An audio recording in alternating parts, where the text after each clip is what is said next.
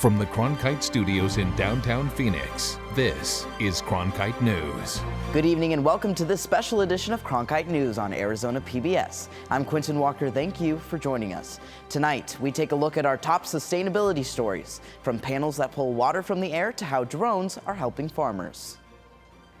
When we think of reuse, we often think about water bottles, clothes, small items. But Cronkite News reporter Jordan Elder is here to tell us about other reusable items you may be sitting on right now. Have you ever thought about where the couch you're sitting on or the table you're eating at may end up once you're done with it? There's a growing movement in Arizona and around the country to reuse furniture and give it a second life. To some, it may look like trash. Cabinet sets, countertops, plumbing fixtures, windows, doors. But to Laura Ward, it's treasure. You never know what you're going to find, but by coming back every week or so, I'm always looking to see what they have and how I can use it in my home. Stardust Building Supplies is just one of the companies taking part in the reuse movement, giving new homes to the items that make a home, something that business development manager Chelsea Pickett is proud of. All the building materials in a home or business are typically destroyed and then taken to the landfill where they are basically end of life. With deconstruction, we can go in, we remove those items, we're able to redistribute them to the community. And when it's reused, it's also repriced, something store manager Dustin Ingram says customers appreciate. Most furniture stores, you're going to spend a couple $100 on, a chair. Here, it's going to be much more affordable. Pickett says the reuse movement has been gaining popularity in recent years, especially through deconstruction, which keeps big furniture items out of America's landfills. The construction and demolition debris that's created through traditional demolition and construction is actually twice as much as our solid municipal waste. The EPA says over 534 million tons of construction and demolition waste end up in landfills every year. Cabinets like these. But Pickett says in order to start breaking that number down, we have to stop building up. A big challenge, particularly in Arizona, is we have a very healthy and robust building industry here. It can be perceived as inconvenient or maybe not worth it to choose reused building materials and find a second life for them. But some, like Ward, say out with the new and in with the old. Anytime I can reuse anything, it gives me a little bit of feeling good at the same time as saving money. You reduce your waste and you help your community all at the same time by choosing something that's better for the environment. If you want to learn how your next remodeling project can help reduce waste, Stardust Building Supplies just rolled out an educational campaign about deconstruction. You can check it out on their website, stardustbuilding.org. The City of Surprise is the latest Arizona community to suspend its recycling program. Cronkite News reporter Jordan Evans explains why the costs are getting so expensive. Recycling is a part of our everyday lives, but did you know that some of the materials you're actually putting in this bin are costing your city money? And that's why cities across the valley are cutting back, if not suspending their programs, because the problem is getting expensive. So he'll get that material and he'll push it back and up. When you recycle items such as plastic water bottles and aluminum cans, they end up here at recycling plants across the valley. But not everything you put in your recycling bin makes it into these bales. Instead, they're ending up here. The problem is more with people putting too much waste in their direction. Pretty much of all plastics ever created, only about 9% has truly been recycled. And most of it ends up in the landfills. It's meant to last a long time, it's durable, it's inexpensive, so that's why it's created on such a massive scale, and it's just been increasing since the 1950s. So when non-recyclable materials are fed into this facility, it comes at a cost because all of your items are sorted manually. Contamination is absolutely a problem. So we as residents are contributing to this grand challenge in recycling right now. Contamination is enough of a problem that it's not only causing us to pay, but causing us to pay a lot. As of August, Surprise decided to suspend its program because of this reason. But before that, the cost of recycling was already getting expensive when China imposed bans on plastic waste in 2018. A recent study published in Science Advances says nearly half of all of the imported plastic waste globally since 1988 will be displaced by 2030. That's equivalent to about 111 million metric tons. They're expecting to get this, this delivery of plastic, and they get a bunch of trash mixed in, it becomes a problem. And why would they want to keep buying it if then it takes extra manpower and extra hours to be able to separate all that stuff out and then move on with the recycling process. What was one problem has now evolved into two. Because China was receiving contaminated plastic waste, this has now created a much larger surplus here domestically. It's hard to argue with the economics for some cities and towns that are small, that don't have resources. It's a big bite out of the budget now. We used to make about $600,000 off of our recycling, and now we lose about $500,000. It's a $1 million swing. Lauren Kuby with the city of Tempe says the city is struggling to keep its recycling program alive. So far, 4 cities in Arizona have suspended their programs completely, and several others are making huge cuts. I moved here when I was 3, so my entire life I've been here. It's always been a thing of we separate the recyclables, that kind of thing, and put them in the recycling bin, and it's just always been the norm for me, basically. And to have to throw them away now, it's just so odd. I know they say to keep separating them, but we haven't done that. You know, one of the advantages of pushing pause, like what we did, is this grabbed residents' attention. And so on social media and in person, residents are saying, what can we do to get recycling back? What can we do to make it work? So for now, residents of Surprise can drop off their recycling at the Northwest Regional Landfill on Saturday mornings, and that's where it will be processed in a material recovery facility. Gent says until cost-effective solutions are identified, check with your city's website for information on what you can and cannot go in your curbside bin. If I could explain 3 things, it's don't throw any plastic bags or any wrappables, we call them. If you are using a recycling container, make sure that you put your recyclables in loose, and try to use the internet to educate yourself on the items that are best being recycled right now. In Surprise, Arizona, Jordan Evans, Cronkite News. Solar panels are a common way to get renewable energy, especially here in Arizona. But one company is using solar panels to pull water straight from the air. That's right. I got to see this in action recently and learn about how this technology is helping Arizonans as well as people around the world. This is where the Zero Mass Water team designs, builds, and deploys hydro panels. It's where we make water from air. You heard that right. They make water from thin air. Fitzgerald says Zero Mass Water is the world's only off-grid way to get drinking water by using solar energy. There's no single filter you can get at your home that will filter every contaminant out. Having a source hydro panel, whether it's for a school, a business, or a home, means that you know that every time the sun shines, you're making water. Here's how the system works. First, this solar panel pulls in heat and electricity to power the fans. These fans pull in air so that a special absorbent material can pull in the water. After that, the dew point is raised so the water can condense, and then it's ready to move on. And the last step of the journey is the water moves through pipes all the way to these dispensers. This technology is producing water right here in Arizona, including at Copper King Elementary.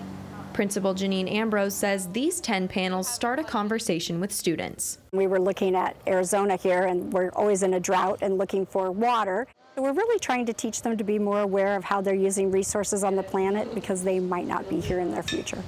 Students are taught alongside the technology. We are getting fresh water every single day by renewable sources that are in our world, basically. We can actually see it because it's right next to us. I think that's really cool. We connect to it.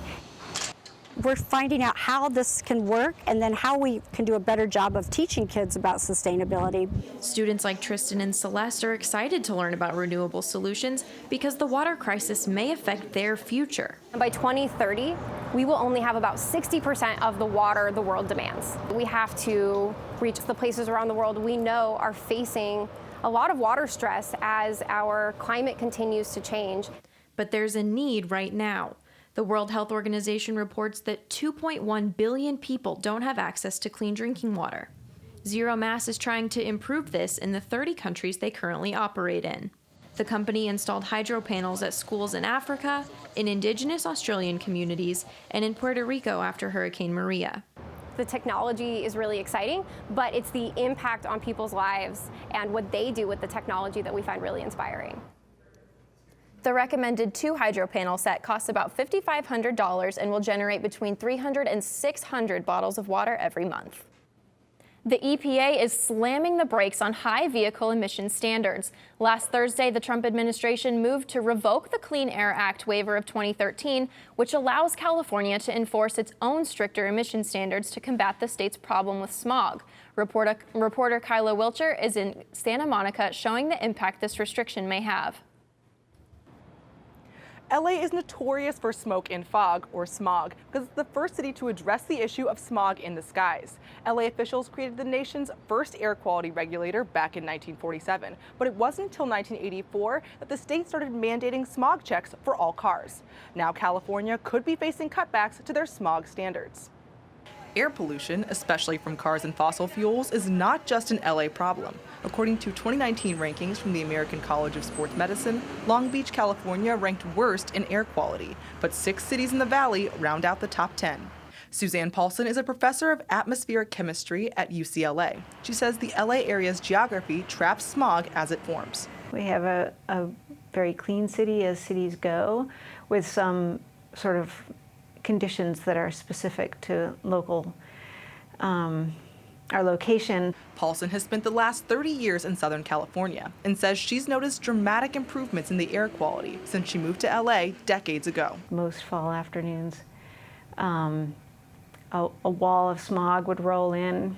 Chris Chavez works for the Coalition for Clean Air. He grew up in Long Beach, and as a child who had asthma, he understands the impacts of air pollution firsthand. Pollution definitely impacts the people that live there, and certainly is a major concern of residents in that region. While California has made large strides in air quality, Chavez and Paulson say the state has a long way to go. At the end of the day, if California's going to have the tools to protect its citizens and combat climate change, rolling back these standards and freezing or revoking California's waiver is certainly going to stand in the way of that. On Tuesday, Trump administration officials told California to abide by their standards or risk losing funding for highways. In Santa Monica, Kyla Wilcher, Cronkite News. This morning, some state Democratic lawmakers called on Arizona's U.S. Senator Martha McSally to oppose the Trump administration's plans to relax the standards for what comes out of your car's tailpipe. Cronkite News reporter Melanie Porter is live in Phoenix to explain. Melanie? That's right, guys. The Environmental Protection Agency regulates the emissions and fuel efficiency for cars, trucks, and motorcycles. The Trump administration wants to reduce these standards. Today, Arizona legislature said that change would be a step in the wrong direction.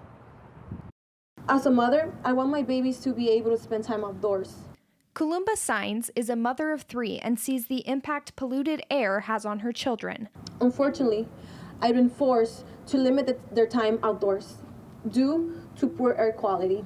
But besides public health, Democratic state senators believe these clean car standards push our economy and innovative thinking forward. Like it's been reported, Arizona has already saved $680 million at the pump, and we're expected to add over 9,000 new innovative jobs by 2030. It means, and what it means, it's actually being innovative about how we are looking at technology, making sure that cars are much more fuel efficient. And that's important because that spurs innovation in how we move forward. Democrats say that rolling back these clean car standards would be detrimental to the earth and our health. But the Trump administration is adamant that rolling back these standards would make cars and gas more affordable. President Trump tweeted his thoughts on this issue back in September and said lowering clean car standards would lead to safer vehicles and more car production. His proposed rollbacks would especially impact 14 states, including California, that have higher emission standards. Democrats in Arizona are calling on Senator Martha McSally to oppose these rollbacks. McSally has the opportunity to show the voters of Arizona exactly what kind of leader she is. Whether or not a state should be able to protect its citizens from pollution should not be a political issue. This proposal is an attack on states' rights just as much as it's an attack on common sense safeguards put in place to protect us from pollution. Since 2012, oil and energy political action committees have donated more than $80,000 to Martha McSally. Cronkite News reached out to the senator's office for her response on Trump's plan for clean car standards, but we did not receive a response in time for this broadcast. In downtown Phoenix, I'm Melanie Porter, Cronkite News. A researcher has developed a possible life-changing technique to make plastic out of cactus juice. But now the question is, can it be scaled up? Cronkite News reporter Jordan Elder takes us inside the operation. It might seem hard to believe, but the future of these plastic bags might lie in prickly pear cactuses. America wastes a lot of plastic, and especially at the grocery store. Shoppers use almost 1 plastic bag per resident per day. And it's not just these plastic bags, it's bottles too. In 2015, Americans purchased about 346 bottles per person. That's almost a bottle a day. And this problem keeps growing. Less than 1/5 of all plastic is recycled globally. But there might be a new recipe to solve this plastic problem. Engineers in Mexico are beta testing a new chemical formula with cactus juice as the main ingredient. It was created by Sandra Pasco Ortiz, a chemical engineering professor at the University of the Valley of Atemajac in Zapopan. Juice is extracted from the cactus and mixed with additives that make it feel more like the plastic bags we're used to. Then it gets rolled out and dried.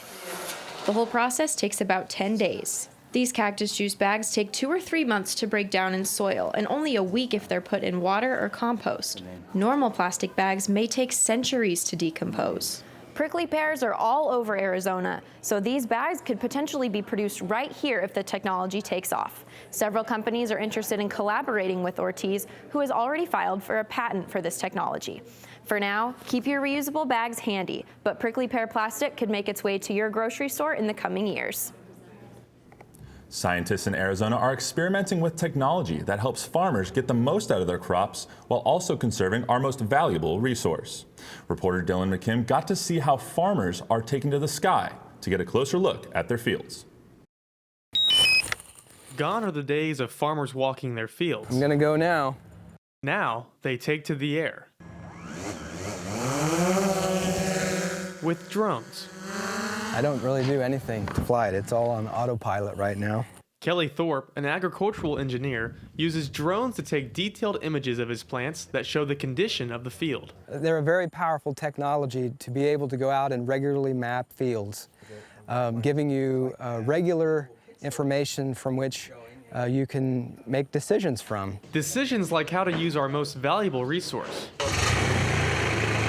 water. If we can make those decisions more accurate, then we know that we're being more efficient in our water use.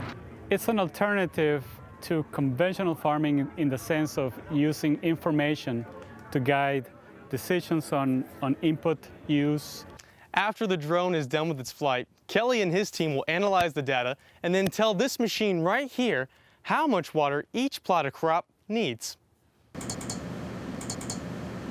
So what I end up with at the end of all that is essentially a map of my field that is sectioned into smaller areas that can receive differential amounts of water. This allows Thorpe to give the right amount of water to each area of the field.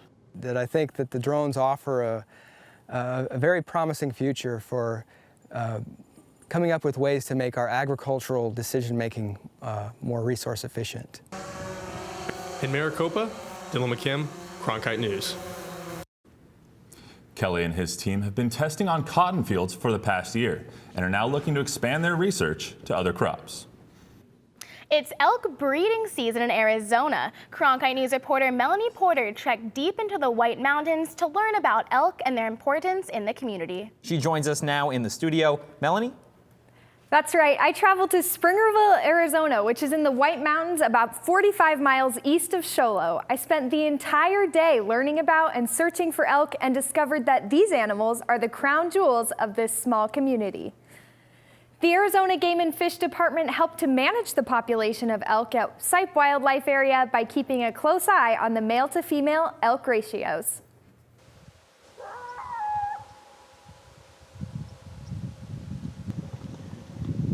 It's fun. It's fun if you've never heard one or seen it. It is a sound that is unlike anything else in the world.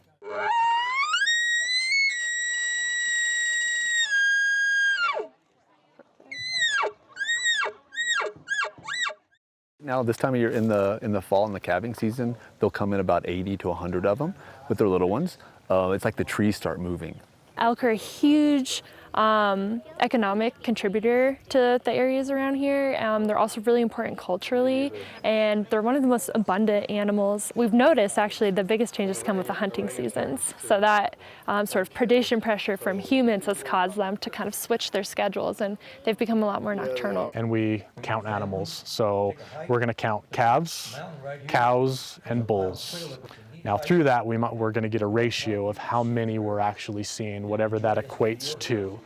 And that ratio is specifically what our guidelines say that we need to have a healthy population. Hunters, that piece of the pie that we have, we would never be able to manage the population to make sure that it stays healthy. I'm seeing more this year, for sure, and healthier. They look a lot healthier. Yeah, their coats and their conditions are healthier. I know it's because of the water, the minerals in the water, the vegetation, the feed, the grasses. It was so dry last year. It was hard for them to find good food plots. With the amount of water we have, the amount of variation from, our 12,000 foot elevation from, Escadilla and Baldy all the way down to some of the lower elevation stuff that they can winter in. So they're not stuck in one habitat. They can move, and through that, we can have a lot bigger, healthier elk population. Wildlife experts are optimistic about the current health of the elk at Sipe Wildlife Area, but they say changes in weather, hunting, and natural predators impact the elk population. In the Broadcast Center, I'm Melanie Porter, Cronkite News. Trick-or-treating has ended and the Halloween season has come to a close, sadly. But pumpkin patches around the country still have a ton of leftovers. That's right. Last year, America produced 1.5 billion pounds of pumpkins. So where do they all go? Well, I decided to find out for myself. Take a look. After the hayride has ended, the scarecrows are laid to rest, and the signs are dismantled. The Fall Fest at McDonald's Ranch in Scottsdale is closed for the season, but they're left with hundreds of pumpkins. During the month of October, we'll have like 10,000 pumpkins, put out, every weekend. So we have thousands of pumpkins. But Richardson says the ranch doesn't want to pitch their pumpkins into a landfill after Halloween, left to rot with all the others that get tossed each year. Since 2016, they've put their leftovers on the plates of others. We donate a lot of them to the wildlife foundations around the valley. A lot of people who own livestock will come buy them from us. You don't want anything that something else can eat to go to waste. There's animals that need it. There's people that can use them.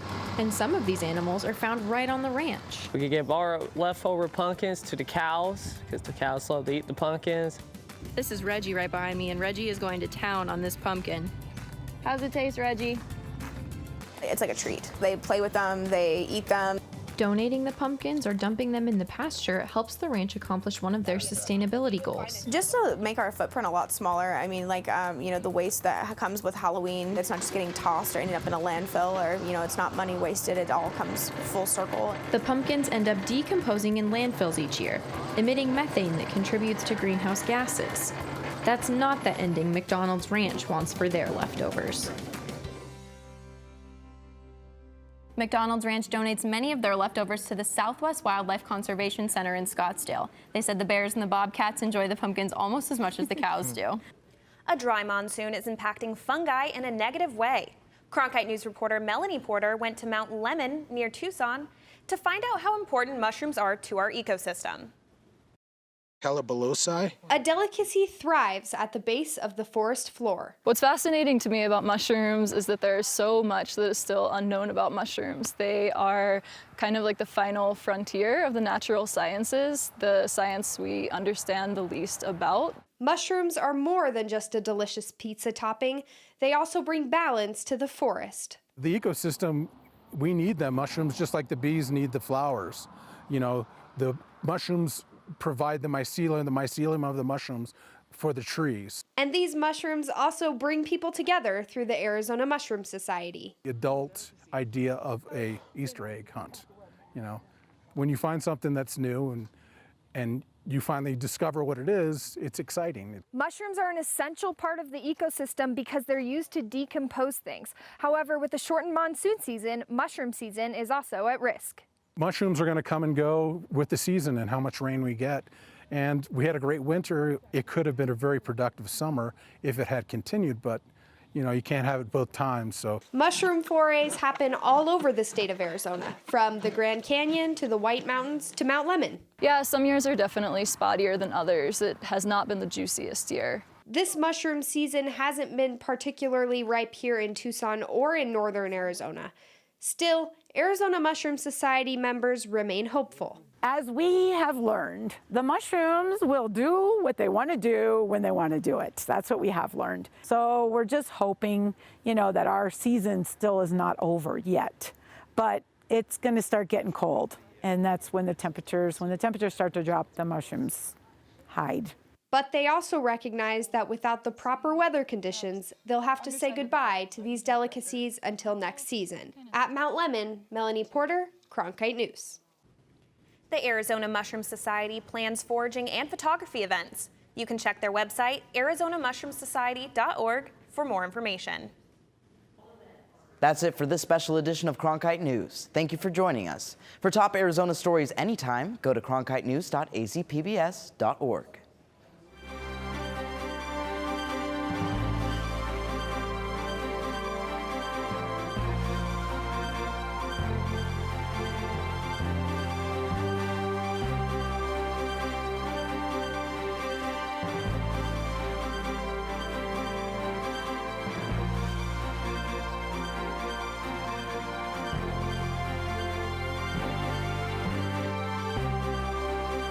What I really like about whether we're talking Horizon or PBS NewsHour is the fact it's not just one voice. We typically will get several voices talking, different viewpoints. So you're getting a good analysis of what's going on. We need good reporting, and that's what I depend on with PBS. For more information about including Arizona PBS in your future plans, visit azpbs.org/giving.